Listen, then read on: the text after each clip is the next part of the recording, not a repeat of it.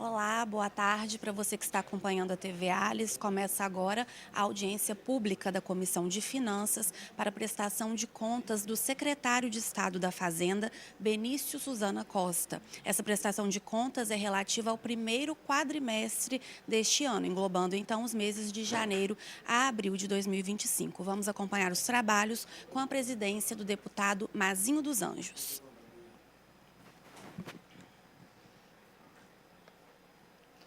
Boa tarde a todos e a todas. Apesar de não haver quórum, eu estou declarando abertos os trabalhos da 4ª reunião ordinária, audiência pública da 3ª sessão legislativa da Comissão de Finanças, Orçamento, Economia, Fiscalização e Controle e Tomada de Contas, que não é realizada de forma híbrida, infelizmente. A gente está até tentando entender o motivo que passaram a reunião da Comissão de Finanças, tiraram do plenário e caminharam aqui para o Judite, prejudicando os trabalhos da comissão, deputado Calegari, deputado Denis Silva, porque nós temos 9 membros, 9 membros na comissão, e para haver quórum a gente tem que ter pelo menos 5 deputados, e quando a reunião era híbrida, como sempre foi, facilitava a gente conseguir quórum, tendo 5 membros presentes, e hoje só temos 3, mas como nós não temos nenhuma deliberação a ser feita, hoje será a reunião apenas para a prestação de contas do nosso secretário Benício, que aqui já está presente, queria cumprimentar o Benício e toda a sua equipe da Fazenda, tem vários servidores da Fazenda, estou vendo o nosso subsecretário Tiago, Venâncio, obrigado pela presença, Daniel, e nós estamos com esse problema e vou pedir aqui empenho dos demais membros da comissão para conversar com o presidente, para retomar a reunião para o plenário de seu Cardoso, ainda mais uma reunião dessa importância, com a presença do secretário da Fazenda, prestando conta. A gente teve que fazer hoje, para minha surpresa, no auditório aqui Judite, e não podendo ser feito no auditório, no plenário de seu. O item 2 da pauta eu vou pular, devido a não termos quórum para a votação da ata da reunião anterior, e vou passar diretamente para o expediente, depois eu passo a palavra para o deputado Deninho e o deputado Calegari, para a gente dar celeridade, e convido o secretário para compor a mesa. Então, expediente, correspondência recebida, Tribunal de Contas do Estado do Espírito Santo, encaminha a prestação de contas mensal referente ao mês de abril de 2025, gabinete da deputada Janete, encaminhando ofício justificando a ausência na reunião do dia 12 de maio, mensagem do Governo do Estado, encaminhando a prestação de contas do Governo do Estado referente ao exercício 2024, ofício da Secretaria da Fazenda, encaminhando o termo de acordo da Cefaz 0624, pactuado por essa Secretaria, acompanhando da devida justificativa, disposições recebidas, distribuídas aos senhores deputados, ofício de prestação de contas TCE 07, 2023, ofício de prestação de contas TCE 07 2024, ofício de prestação de contas TCE 06 2025, ofício de prestação de contas TCE 06 2021, ofício de prestação do Tribunal de Contas número 0620, mensagem do governador 0625, proposições baixadas de pauta não houve no período, proposições sobre estado não houve no período. Pergunto ao deputado Calegari e ao deputado Denis se gostaria de fazer alguma manifestação inicial. Sim. Deputado Calegari. Não, só dizer que eu também, em primeiro lugar, boa tarde a todos. É um prazer estar aqui com o presidente Mazinho, com o meu colega Deninho. E dizer que faço força junto com o presidente para a gente resolver essa questão do plenário. Haja vista que realmente o plenário de Leão, que é muito bom, mas ele tem dificuldades para acolher a complexidade da Comissão de Finanças, que é uma comissão maior, que precisa, sim, ter essa estrutura diferenciada, inclusive para permitir a audiência híbrida, porque os colegas muitas vezes estão em trânsito e tudo. Tem que ser grande, porque é muito projeto de lei que precisa passar por aqui. Então, faço força aí com o presidente para a gente poder estar conversando com a mesa diretora, com o presidente Marcelo, para a gente entender o que houve e para voltarmos o mais rápido possível para o plenário. Obrigado, deputado Calegari. Eu queria convidar, entrando na ordem do dia, convidar para compor a mesa nosso secretário de Fazenda, Benício. O objetivo é demonstrar e avaliar o cumprimento das metas fiscais do primeiro quadrimestre de 2025, em cumprimento do parágrafo 4º da Lei de responsabilidade fiscal, artigo 9º, Lei Complementar 101.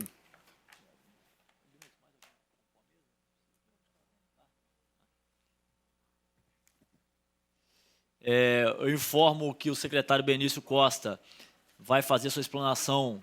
Prazo de 20 minutos, Benício? Se for necessário, tá. Outra prazo de 20 minutos, se for necessário, a gente expande o tempo. Em seguida, será dada a palavra aos deputados e deputadas para seus questionamentos no prazo máximo, aí, botar de 5 minutos.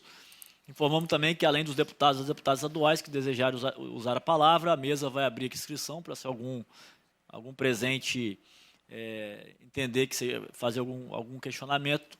Vou pedir o prazo também aí de 3 minutos para a gente dar mais celeridade ao trabalho da comissão, tendo em vista que às 14h45 nós temos que encerrar a reunião devido à sessão plenária de 15 horas.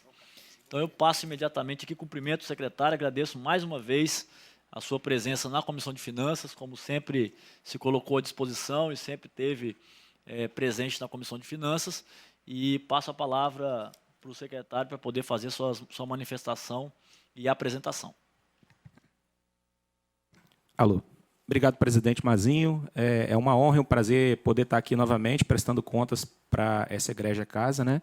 Saudar aqui o deputado Calegari e o deputado Deninho também, que estão compondo a mesa, né? Muito obrigado aqui a todos também que vieram. Saudar aqui o nosso subsecretário da Receita, Thiago Venâncio, nosso subsecretário de Tesouro, Daniel Correia, e o nosso subsecretário administrativo, Alex. Né? Em nome deles aqui também saudar aqui a todos os auditores e consultores presentes aqui, né, que também estão acompanhando essa prestação de contas. A Secretaria da Fazenda é um órgão que é central para a administração pública, né? Isso todos nós já sabemos, e daí a importância da gente prestar contas aqui na Assembleia Legislativa, né, e mostrar para a sociedade capixaba como a gente cuida das contas lá na Secretaria da Fazenda, né, como a gente cuida das finanças e da parte fiscal do Estado do Espírito Santo, com muito carinho, muita dedicação, e que eu já deixo também um abraço a todos os servidores públicos lá da Secretaria da Fazenda, né, que ano vem, ano vai, né, eu já estou lá há 10 anos, e eu sei como é que a gente cuida com carinho e com dedicação daquilo ali, né. Então, é um patrimônio realmente dos capixabas, e queria agradecer demais a vocês aqui, aproveitar a oportunidade da fala. Presidente, se o senhor me permitiu, já poderia começar, então, a apresentação? Pode colocar a primeira lá. Obrigado. Bom, aqui a gente faz uma explanação e um detalhamento das receitas, né, realizadas até abril, né? Então, o primeiro quadrimestre de 2025. Tá? Essa tabela aqui ela mostra para a gente um comparativo do primeiro quadrimestre de 2024 comparado com o primeiro quadrimestre desse ano, né?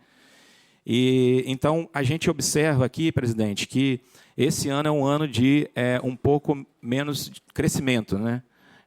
Não só no Brasil, mas também isso é refletido aqui no Estado do Espírito Santo, e a gente observa isso na arrecadação, né, das receitas, né? As receitas elas estão crescendo menos do que o ano passado, né?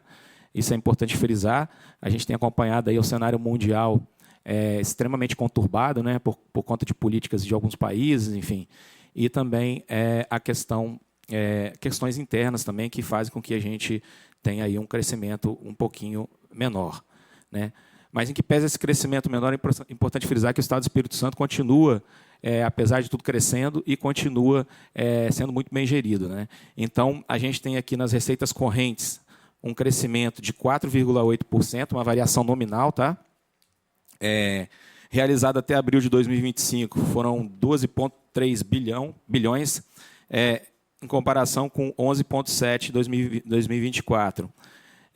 O destaque aqui fica por conta das receitas de ICMS, né, que cresceram, receitas tributárias, desculpa, que cresceram 6,7%, né, saindo aí de 8 bi praticamente para 8,6 bi para esse ano, né?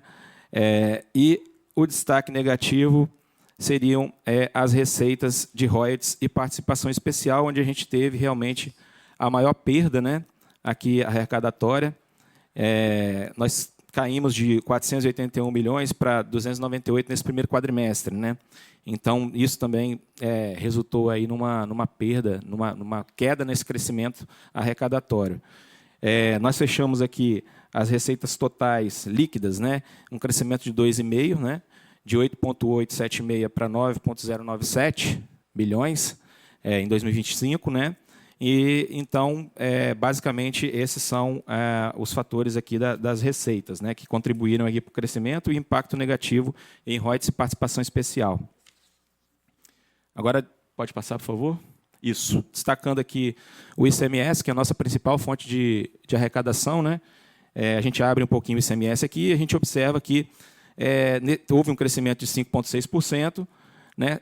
O destaque aqui para comércio e ST, né? Comércio em valores brutos é o que mais arrecada aqui no Estado do Espírito Santo. Né? Então, nós saímos de 2,869 para 2,945, né? E houve um crescimento de 2,6%. Substituição tributária, nós saímos de 865 milhões para 938, crescimento de 8,5%. E o destaque negativo aqui nas receitas tributárias para a indústria, né? Que teve aí um decréscimo aí de cerca de 146 milhões no ICMS Indústria. Mas aqui também no ICMS da Indústria a gente teve algumas mudanças. Tá? Então, esse decréscimo ele não é propriamente todo ele da indústria. Né? A gente teve também a questão da monofasia, que a gente tirou de dentro das receitas da indústria, né? E também tivemos aí um impacto negativo, mas que já estava previsto também, que foi sobre o ICMS do gás industrial, que a gente reduziu a alíquota em duas parcelas, né, de 17 para 15 e de 15 para 12. Então, esse reflexo de 15 para 12 a gente agora está observando aqui também nessa queda de arrecadação. Né.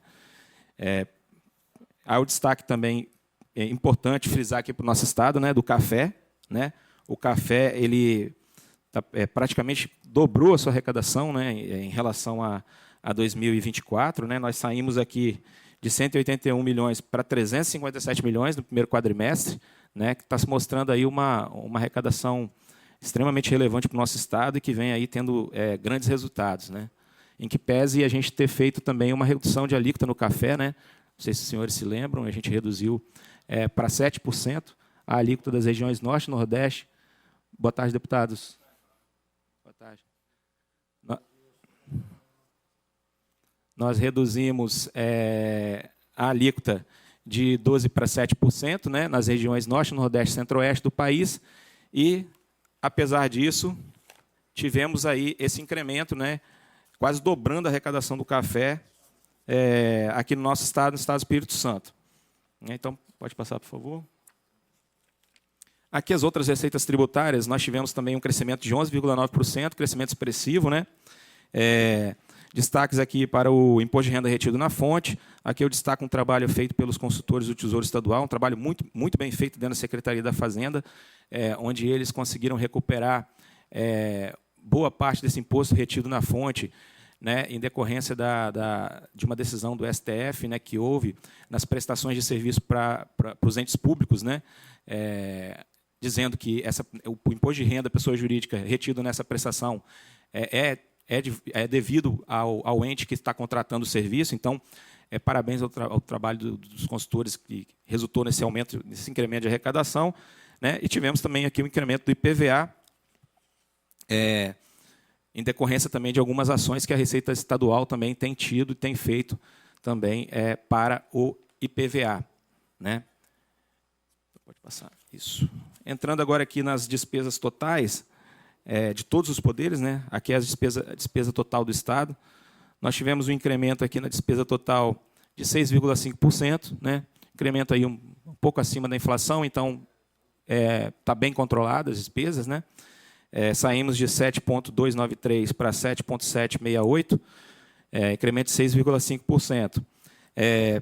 Despesas com pessoal e encargos, tivemos aqui um crescimento de 4,5%, né? Também um crescimento até abaixo da inflação, se a gente for contar que a inflação hoje é 5 e alguma coisa, né? Então, a gente está com um crescimento abaixo da inflação, mas a gente tem que contar que daqui para frente também a gente tem o reajuste linear, que vai impactar, né? E também o reajuste no auxílio alimentação. Né? Então, esse é o primeiro quadrimestre, né? Só lembrando. A gente teve aqui também uma redução de 8,5% nas despesas com investimentos, né? Nesse primeiro quadrimestre, mas, apesar disso, é bom frisar que os investimentos eles têm uma característica de que eles aumentam os investimentos, aumentam o dispêndio, o pagamento no final do ano, né? Por conta de você começar um exercício executando investimento, e aí no final do ano é que a gente desprende mais dinheiro para poder liquidar e pagar os investimentos que são feitos durante o ano. Então, tem esse fator também. Inversões financeiras também tivemos uma pequena queda, né? E está em linha com a queda da receita também, né? Não faria sentido também a gente ter uma queda de arrecadação e aumentar a despesa, né? Então, aqui a gente está em linha com isso também. E o restante é juros e amortização da dívida, o que também não reflete um pouco no nosso desempenho da despesa, né? Aqui os resultados primário, nominal e orçamentário, né? Aqui a gente tem uma meta de resultado primário de menos 1,5 bi, nós estamos hoje com menos 382. Né? Uma meta de resultado nominal de menos 3,74 bi, nós estamos com um superávit aqui de 279, e o orçamentário de 1 bi 329, também positivo. Né? Isso aqui só destacar a questão aqui do primário, tá? Que esse primário, pessoal, como é do quadrimestre, a gente ainda está com ele, digamos assim, essa variável é uma variável fluxo, não é uma variável estática, não é uma fotografia. Né? Então, a gente tem que medir ela no final do ano para ter uma noção mais exata do que vai acontecer. Mas a base aqui é que está dentro da meta, e isso é importante para a gente. A gente passa aqui para o gráfico da dívida consolidada líquida. Né? A nossa dívida consolidada líquida ela segue caindo. Né? Nós passamos aqui em 2024 de menos 2.564 para menos 2.837. Né? Essa dívida consolidada líquida é importante porque ela mostra para a gente a capacidade de fluxo de caixa comparado com o pagamento de dívida que a gente tem. Né? A gente tem hoje um excesso de caixa em relação às nossas dívidas de curto, médio e longo prazo. Então, isso mostra também que o Estado está muito bem organizado e que que tem capacidade de geração de caixa, capacidade de investimento. O próximo slide ele mostra para a gente aqui o comparativo, né, dos limites da LRF em relação aos gastos com pessoal. Também muito bem explicadinho, muito bem organizado. Né? Nós temos aqui esse gráfico laranja que mostra a nossa receita corrente líquida, né? Ela em crescimento, né? Um franco crescimento. E agora, em 2024, 2025, vocês podem observar que a curva ela vai tendo uma inclinação menor. Isso mostra para a gente que essa receita corrente líquida está agora crescendo um pouquinho menos, né? E a de baixo, o azul, é o nosso gasto com o pessoal, né? O nosso percentual em relação a essa receita corrente líquida, que também se mantém ali estável entre 36%, 37%, 38%. Né? Então, também nada muito gritante aqui, sendo que o nosso limite de alerta é 44,1%, o nosso limite prudencial de 46,55%, está bem distante, né? E o nosso limite máximo de 49%. Pode passar. Agora, falar um pouquinho aqui sobre o Fundo Soberano. Né? Não é obrigatório a apresentação dele aqui na comissão, mas eu gostaria de falar porque é um fundo importante para o nosso Estado. Nosso Estado é o único que tem o Fundo Soberano. Né? Hoje ele já tem um saldo aí de 2,13 bilhões, né? Sendo que de rendimentos, quase mais de 500 milhões aí de rendimentos para o fundo. Né? Nós temos hoje no Banestes, na carteira do Banestes, 930 milhões, e na carteira do Bandes, 1,2 bilhão, né, que compõe aí esses 2,13 bilhões aí do Fundo Soberano.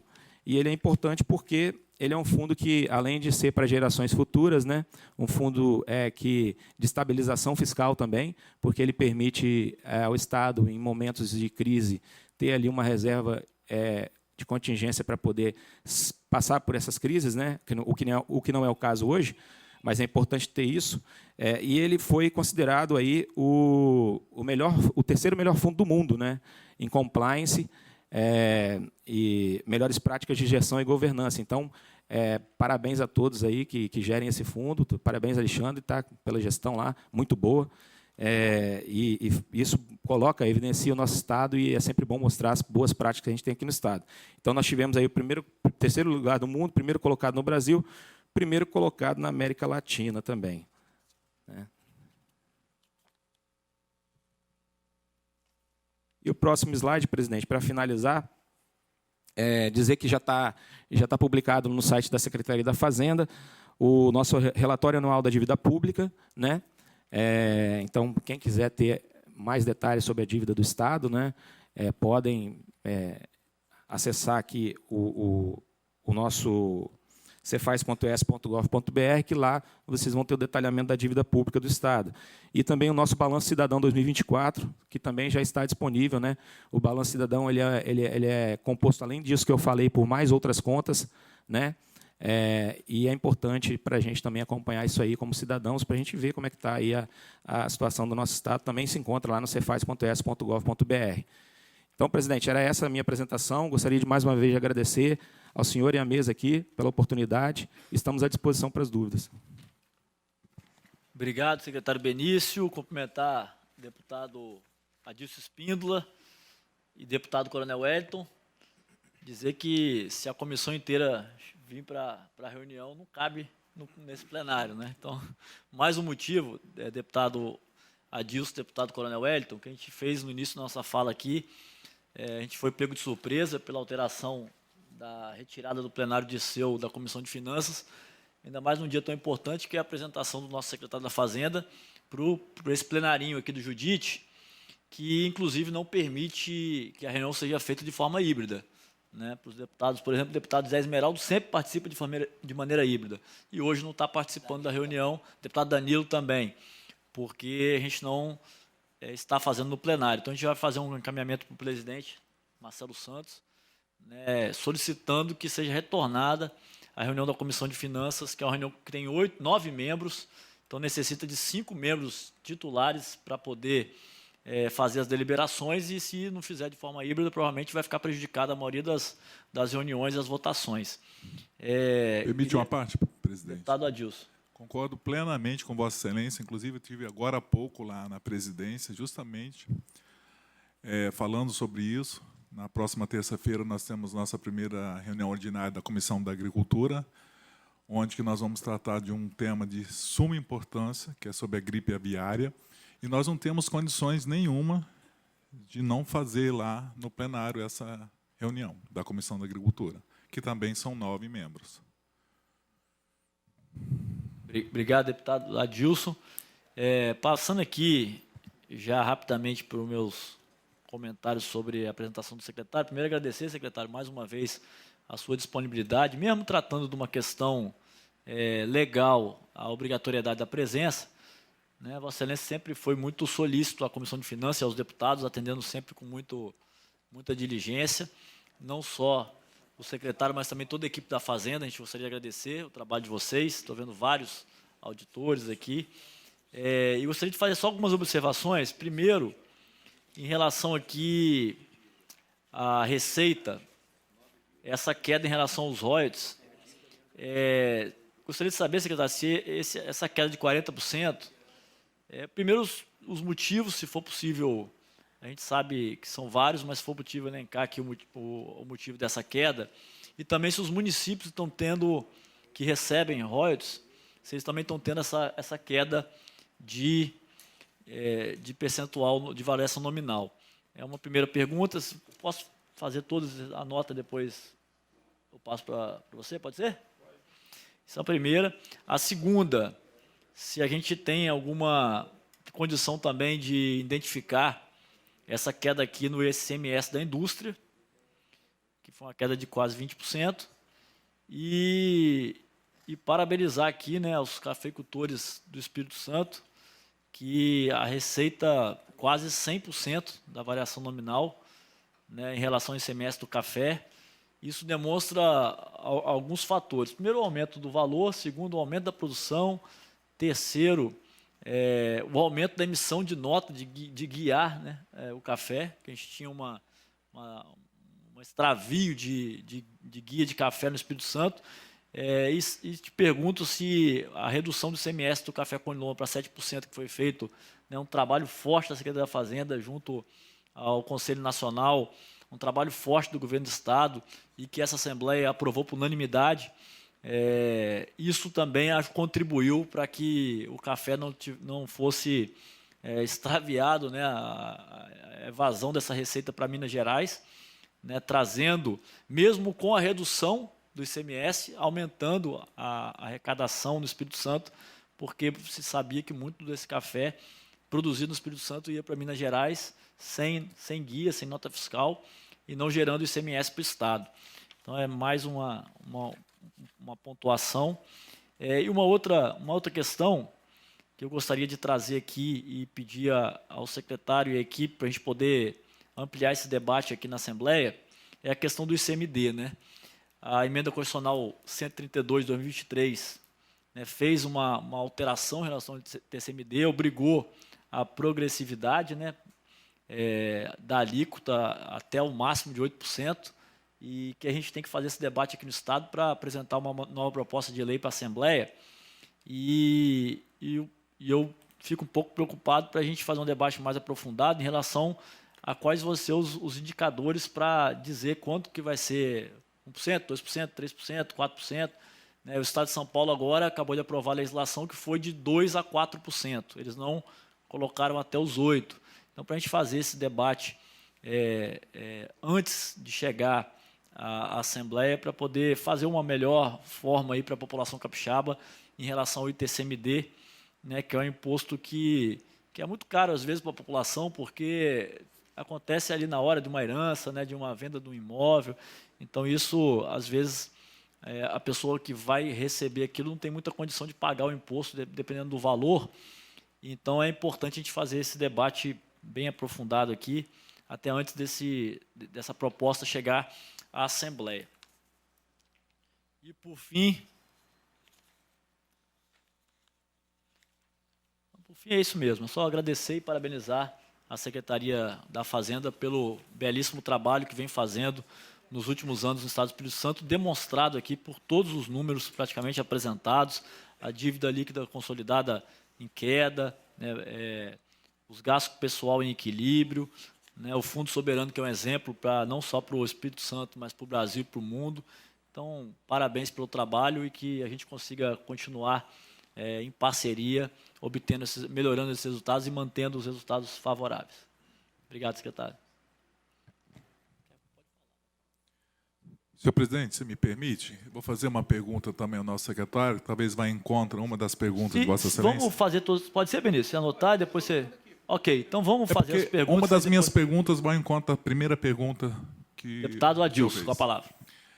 Secretário, em relação à receita do mês de janeiro até abril desse ano, eu tenho ouvido falar em diversos órgãos do governo que a receita caiu muito. Em relação ao exercício de 2024, mais ou menos em números, não exatos, talvez o senhor poderia colocar qual foi a queda da receita em números em relação ao ano de 2024, de janeiro a abril, para o ano de 2025.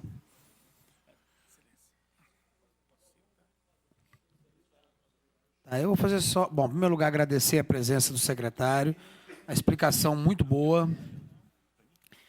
Ninguém duvida da imensa competência demonstrada pela Secretaria de Finanças do Espírito Santo. Nós temos que reconhecer que o Estado, e eu sempre reconheci isso, que o Estado do Espírito Santo tem uma boa gestão financeira, né? Queria que todos os setores do governo tivessem a mesma gestão. Mas a minha pergunta é só uma pergunta simples, que eu estava até conversando aqui com o secretário, porque a dívida que nós temos hoje é uma dívida consolidada líquida de 2, né, secretário? 2,837, né, bi, correto? E nós temos ali no Fundo Soberano um total de 2 bilhões 130 milhões. Aí teve um ganho de capital. Esse rendimento é o rendimento acumulado de quanto tempo? Esses 515, já fica isso. E na diferença do que pagamos dos encargos da dívida e do que temos de rendimento do Fundo Soberano, por que não é viável, por que não é feito, por que não é pensado uma utilização do fundo para uma redução mais drástica da dívida pública? O que vai contra isso? É a minha única dúvida.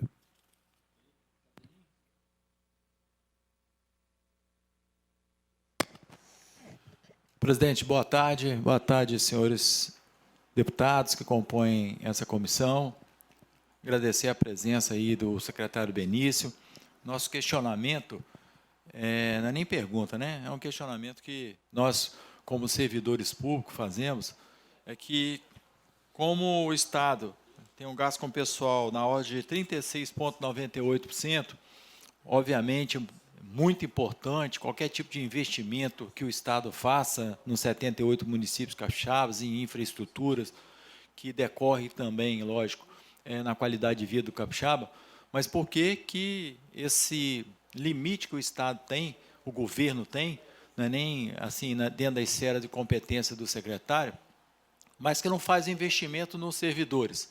Por que não dá um índice de reajuste geral anual diferenciado para os servidores, com responsabilidade, que é o que tem aqui? Então, nós questionamos ao governo esse tipo de situação.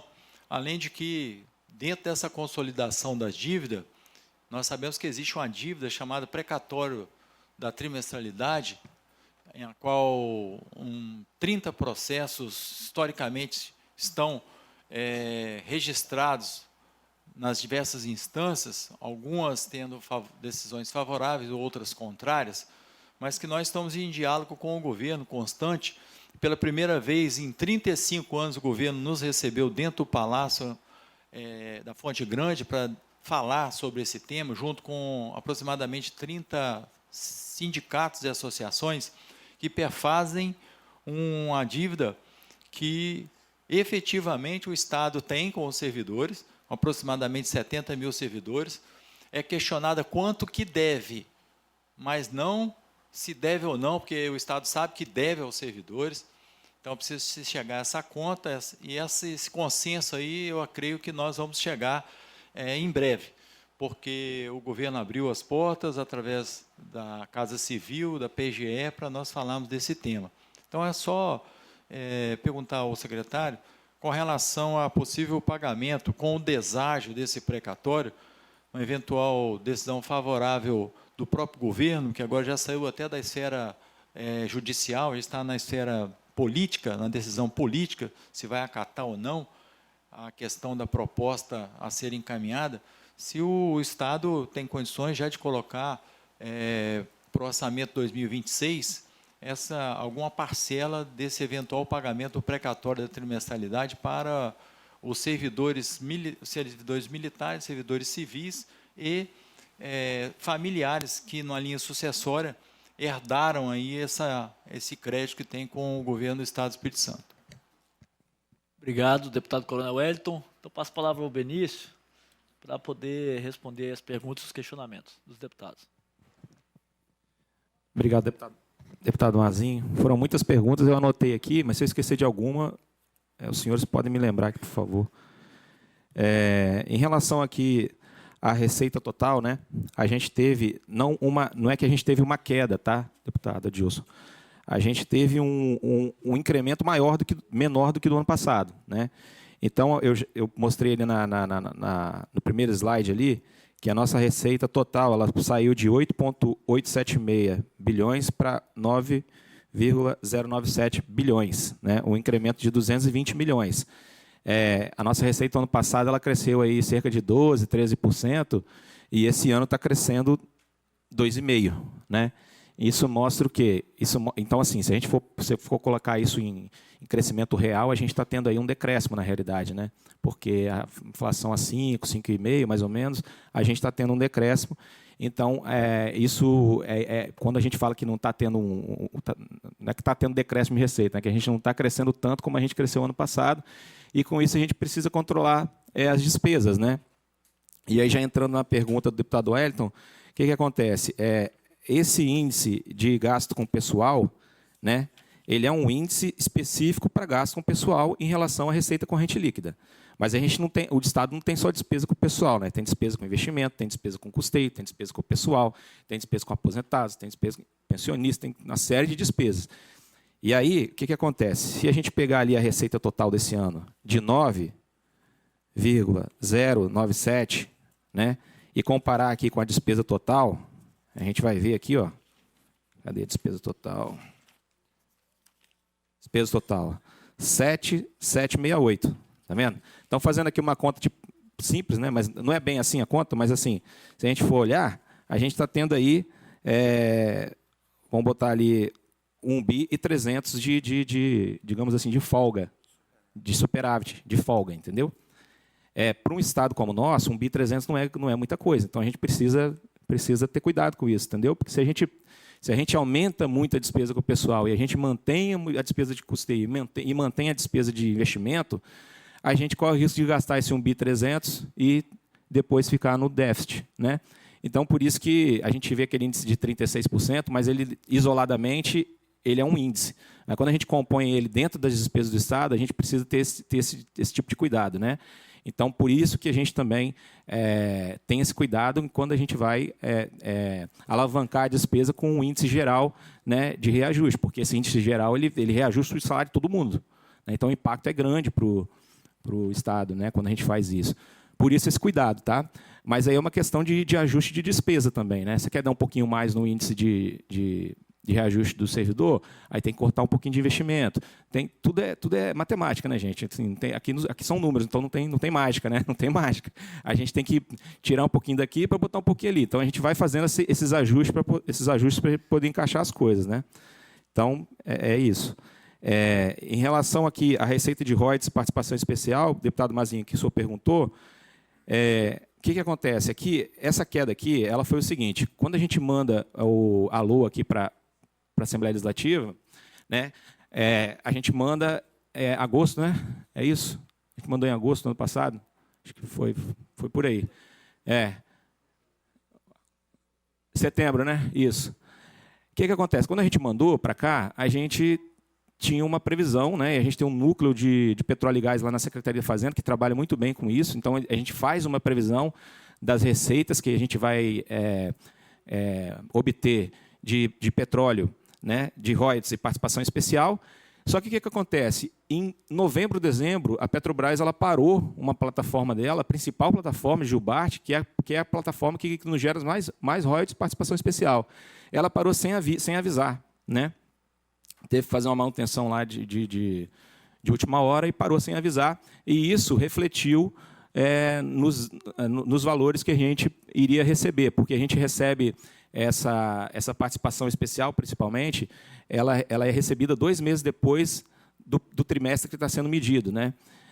Então, como eles pararam em dezembro, quando a gente recebeu lá em fevereiro, houve esse decréscimo. E isso aí vai se refletindo no tempo até a plataforma voltar a produzir o máximo que ela pode, né? Porque quando você para na plataforma, ela não sai do zero para o máximo assim, instantaneamente, né? Você tem que ir aumentando gradativamente para não gerar problemas ali de operacionais na plataforma. Então, esse aumento gradual da produção é que gera essa perda de royalties e participação especial. E isso, obviamente, também reflete nos municípios, né, porque os municípios também recebem parte dos royalties. A próxima aqui. Em relação à queda na indústria, deputado, eu expliquei aqui um pouquinho, mas vou aprofundar. Primeiro que assim, a gente está tendo aí, os senhores vêm acompanhando aí no Brasil, né, um aumento na taxa de juros. A gente teve 3 aumentos consecutivos na taxa de juros, né? E as indústrias elas estão na base da cadeia de produção, né? É a base, é ali aonde mais se sente aumento em taxa de juros. Por quê? Porque uma indústria ela investe muito mais do que um atacado ou um varejo, né? O nível de investimento de uma indústria é altíssimo. Então, você precisa pegar dinheiro emprestado, você precisa comprar equipamento, você precisa fazer uma série de coisas. Então, esse é o primeiro reflexo da queda na indústria, né? Aumento de taxa de juros, porque se você aumenta a taxa de juros, você diminui investimentos, você diminui produção. Esse é o primeiro ponto. O segundo ponto é a questão do gás industrial, que eu já falei aqui, né? A gente fez uma redução no gás industrial em 2 etapas. A gente saiu de 17, foi para 15 o ano passado, e agora saímos de 15 e fomos para 12. Então, esses 3% também a menos na alíquota do gás industrial também ajudou um pouco também a diminuir essa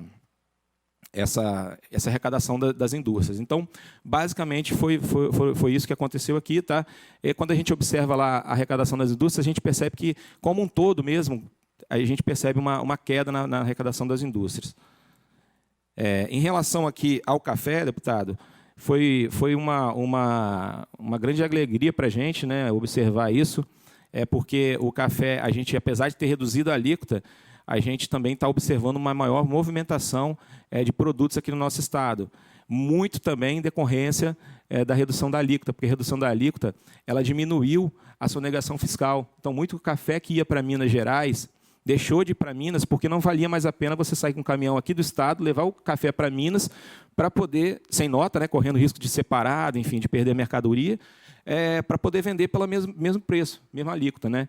Então, isso fez com que a gente também aumentasse o volume de café aqui vendido no nosso estado, e, consequência disso, também foi o aumento da arrecadação do café. Obviamente que tem a questão do preço também, né, gente? O preço também do café está bastante elevado, isso aí também ajuda bastante a aumentar a arrecadação, mas essas duas componentes foram as principais que a gente observou aí em relação ao preço do café.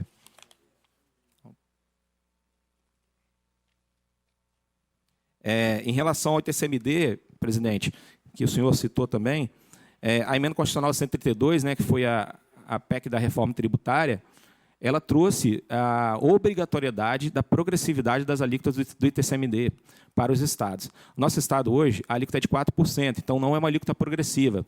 Então, quem vai transferir um bem de 200 mil paga 4%, quem vai transferir um bem de 3 milhões, 4 milhões, paga 4%. Então, isso não é progressividade, isso é regressividade, né? A regressividade, para quem não sabe, é aquilo que, se eu vou comprar essa caneta e a minha renda é de 10 mil reais, eu estou pagando o mesmo imposto que uma pessoa que tem uma renda de R$1.000 vai pagar comprando a mesma caneta. Então, ele acaba sendo regressivo, porque proporcionalmente para aquela pessoa que ganha menos, o peso do imposto dentro da caneta é maior para aquela pessoa que ganha menos. Por isso, regressividade. Então, a emenda constitucional 132 ela acabou instituindo a progressividade para o ITCMD, né, que é mais ou menos o que a gente já tem no imposto de renda, né, mas o ITCMD provavelmente vai ser diferente. Só que a emenda constitucional ela não determinou um prazo.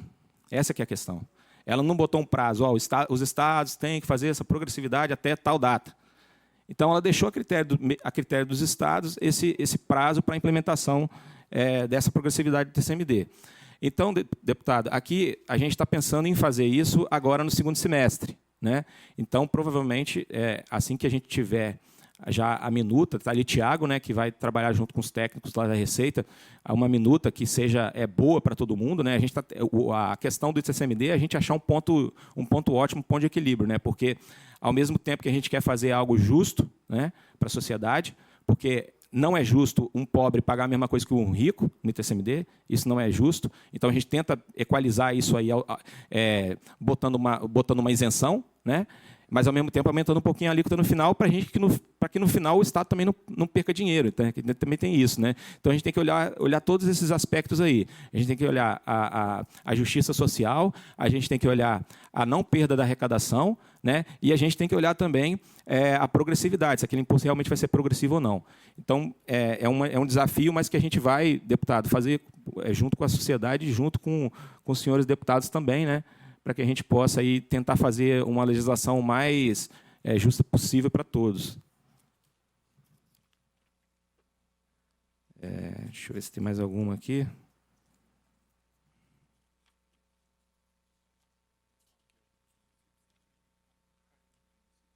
Isso, a receita de petróleo caiu nos municípios também que recebem royalties, né? Aqui, em relação à dívida consolidada, a gente explicar que essa dívida aqui ela é uma relação do que a gente tem no caixa hoje com o que a gente tem total de dívida no Estado, né? Então, se a gente tem aqui menos 2.837, significa dizer que a gente tem que a gente tem 2.837 a mais no caixa, né, do que a gente tem de estoque da dívida. É mais ou menos isso, tá?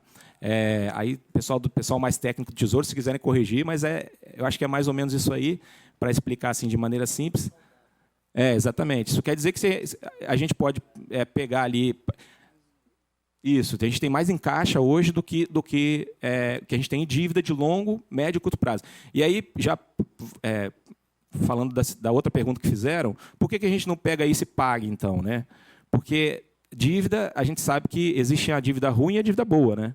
Então, tem dívida que a gente faz com a taxa de juros muito baixa e que a gente divide ali em 30, 40 anos para o investimento que vai dar retorno para o Estado. Então, não faz sentido eu pegar um dinheiro do Caixa hoje, né, ainda mais num cenário de receita que a gente está observando que a receita está meio que crescendo menos, tirar um dinheiro do Caixa para poder pagar uma dívida de longo prazo que você paga com juros muito baixos e é uma dívida que vai gerar retorno para o Estado, porque você está investindo em investimento, né? Então, a gente faz também essa análise, quando a gente compara com a dívida, para a gente ver se vale a pena ou não pagar a dívida, entendeu?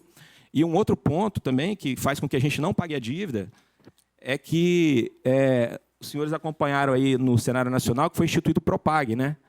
Passou agora no Senado. O Propag está para ser regulamentado pela Secretaria do Tesouro Nacional. E esse Propag, dependendo da situação, aí sim valeria a pena a gente tirar um pedaço do nosso dinheiro do Caixa para pagar essa dívida, né? Porque o Propag ele é uma renegociação da dívida em que a gente vai, além de ter uma diminuição na taxa de juros, a gente também vai ter ali um direito a um fundo, ao recebimento de um fundo, porque nós somos um Estado superavitário, né? Então, os estados que basicamente o Propag diz isso, né? Que os estados que são deficitários, que têm uma dívida pública gigantesca, né, e que não conseguem pagar essa dívida, eles vão ter que, para ter o direito à redução da taxa de juros, eles vão ter que depositar um valor no fundo, para que esse fundo possa ser distribuído para os estados superavitários. Então, tem essa questão também, né, que faz com que a gente segure um pouco essa questão da dívida, para a gente poder analisar como é que vai ficar esse Propag, né? Então, de uma maneira geral, é isso que a gente está vendo hoje, né, em relação à dívida. Mas a pergunta foi muito boa, porque a gente teve a oportunidade de explicar aí a questão do Propag também. E acho que a última pergunta aqui foi a questão dos precatórios, né? A questão dos precatórios é uma questão que estava judicializada, né? Ainda está judicializada. Eu acho que a PGE que poderia, talvez, responder melhor essa questão dos precatórios, mas, caso haja uma negociação, obviamente que o Estado hoje ele tem, hoje é um Estado sanado, né? Então haveria a possibilidade da gente arcar, dependendo do valor também, tá? Então a gente teria que ver tudo isso. Eu não posso dizer assim com certeza, porque eu não tenho acesso aos valores, à negociação, enfim, nem ao processo judicial. Então, basicamente, seria isso.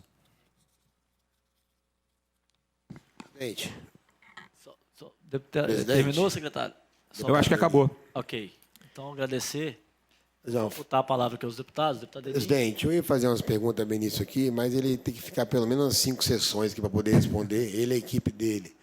Então, eu vou pedir Vossa Excelência que encaminhe para ele por escrito, para ele possa responder por escrito também. Benício, parabéns a você, sua equipe. Obrigado, que está aqui. Mas eu vou fazer algumas perguntas, mas vou fazer escrito mesmo para poder se responder, senão vai ficar aqui, né, Ronald? Umas 5, 6 sessões para responder. Mas, no mais, parabéns a você, nosso governador Renato Casagrande, a toda a equipe. Nós estamos acompanhando aí diuturnamente, né, o quanto que o Espírito Santo vem avançando, crescendo. Tiago, então, assim, pode contar conosco aqui na Assembleia. Sou vice-presidente da Comissão de Finanças, junto com o Mazinho. A gente vem de uma história, né, desde a Prefeitura de Vitória, na Comissão de Finanças. A gente gosta de debater temas importantes como esse que está sendo debatido aqui agora. No mais, Deus abençoe vocês. Obrigado, deputado Denis. Nós temos que partir para o encerramento, senão Vossa Excelência nem o Coronel Wellington vão conseguir ser o primeiro a registrar a presença na sessão, que daqui a 15 minutos começa. Eu preciso ir lá, mas na sessão, porque, igual o Tadeu Schmidt fala, né, estou com o direito de pedir música no Fantástico. 3 eleições consecutivas, Bahia República, Maruá X e Jardim Cambori, então eu preciso ir lá na sessão para debater um pouquinho sobre isso também. Tem que comemorar. Então, agradecer, Benício, toda a sua equipe da Fazenda, por mais uma prestação de contas, né, e dizer que a casa está sempre aberta, a Comissão de Finanças está sempre aberta para a Secretaria da Fazenda poder trazer também suas reivindicações junto ao governo. A gente tem sempre recebido, né, todos os servidores da Fazenda, inclusive uma pauta muito cara, né, aos servidores da Fazenda, que a gente está buscando uma solução junto com o governo, que é o teto, né, a PEC que já tramita aqui, e que, se Deus quiser, nós vamos dar o máximo de celeridade, né, Tiago, essa PEC para tentar resolver essa questão que tanto aflige aí os auditores e também outros servidores do Estado, como os coronéis, o deputado Coronel Wellington, coronel da reserva, os delegados de Polícia Civil, né, alguns professores também. Então, nós vamos tentar tramitar o mais rápido possível essa PEC e conversar com o governo para resolver essa pendência. Vou passando aqui para o item 2 da pauta, que é a aprovação da nossa ata. Eu pergunto aos deputados se a gente pode aprovar a ata conforme encaminhado dos gabinetes. Então, ata aprovada. Estou dispensando de ofício a leitura da ata da reunião anterior, nos termos do artigo 97, parágrafo 4º, e aprovando conforme encaminhada. O próximo item da pauta é a fase das comunicações. Pergunto aos deputados se gostariam de fazer alguma comunicação.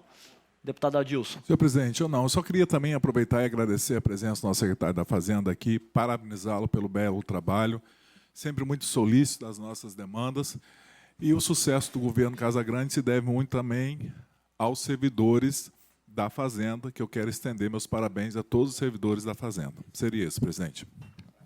Obrigado, deputado Adilson.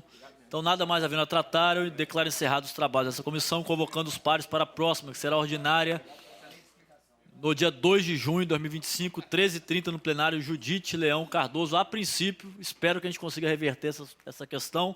Deus abençoe a todos, uma boa semana.